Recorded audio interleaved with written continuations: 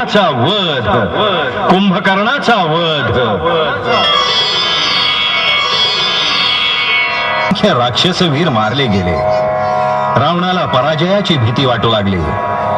त्यानं कुंभकर्णाला जाग करून युद्धाला प्रवृत्त केलं. कुंभकर्ण युद्धभूमीकडे निघाला. वाटेत त्याला अपशकुन होऊ लागले.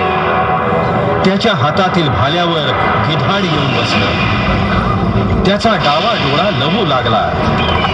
भयंकर आवाज करून उल्का आकाशातून पृथ्वीवर पडू लागल्या. परंतु त्याची पर्वा न करता कुंभकर्ण युद्धभूमीकडे निघाला. विशालकाय कुंभकर्णाला येताना पाहून वानर सेना त्याच्यावर तुटून पडली. त्यांनी आपल्या शस्त्रांनी कुंभकर्णावर हल्ला चढवला. प्रलय आल्याप्रमाणे हाहाकार उडवून दिला. तो वानरांचे क्रोधपूर्वक भक्षण करत होता. वानरांनी प्रचंड शिळा उचलून कुंभकर्णावर फेकल्या. त्या चुकल्यामुळे राक्षस समूहावर पडल्या. यामध्ये अनेक राक्षस, रथ, घोडे, हत्ती मरण पावले. त्यामुळे रणांगणावर रक्तामासाचा चिखल झाला. हनुमंतानं प्रचंड पर्वत शिखरे, वृक्ष इत्यादींचा सतत वर्षाव करून कुंभकर्णाला जेरीला आणलं. हनुमानाच्या एका प्रहारानं कुंभकर्ण घायाळ झाला. त्याचं शरीर रक्त आणि चरबीनं निथळू लागलं. तेव्हा प्रसिद्ध वानरवीर ऋषभ, शरभ, गवाक्ष आणि गंधमादन यांनी एकत्रितपणे कुंभकर्णावर हल्ला चढवला. त्यांनी त्याला चांगलाच घेरला. अनेक वानर त्याच्या अंगावर चढले. तेव्हा कुंभकर्णानं एक एक वानर उचलून तोंडात टाकायला सुरुवात केली. हे पाहून महावीर अंगद कुंभकर्णाकडे मोठ्या वेगानं धावला. अंगदानं एक पर्वत उचलला आणि कुंभकर्णाच्या मस्तकावर आपटला.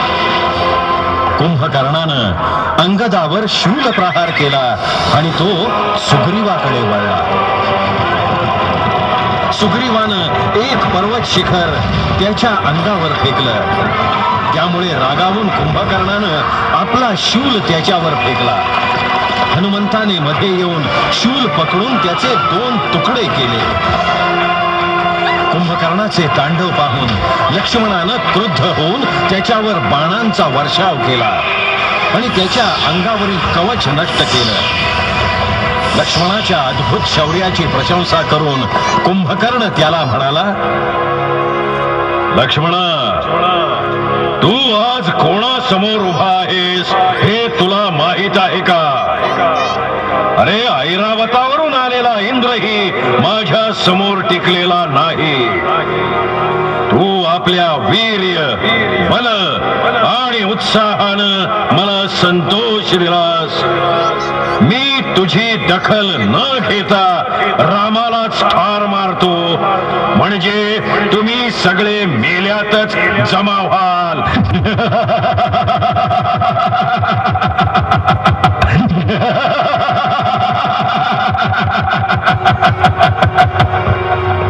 लक्ष्मणानं त्याचं भाषण ऐकून हसत उभे असलेले श्रीराम कुंभकर्णाला दाखवले.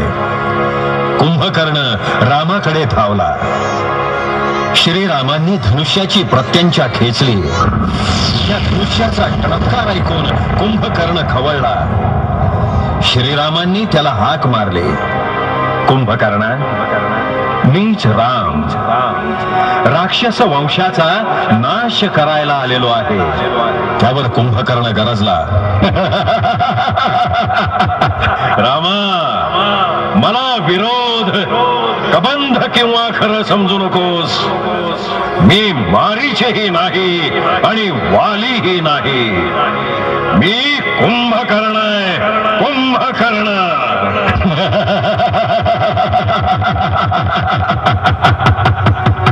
मी देवांना आणि दानवांना पराभूत केलेला आहे. सोड तुझे बाण, कर आपल्या पराक्रमाचा प्रयोग.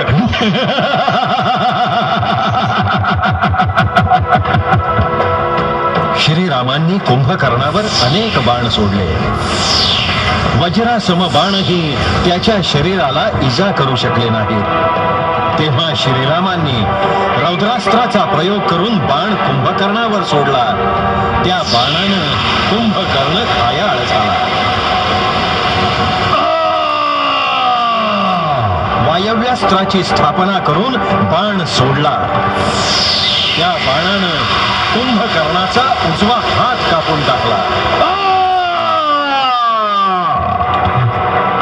डाव्या हातानं ताड वृक्ष उपटून कुंभकर्ण तो वृक्ष श्रीरामावर फेकणार तेव्हा श्रीरामांनी इंद्रास्त्रानं अभिमंत्रित बाण सोडला. त्या बाणानं त्याचा डावा हात छाटून टाकला.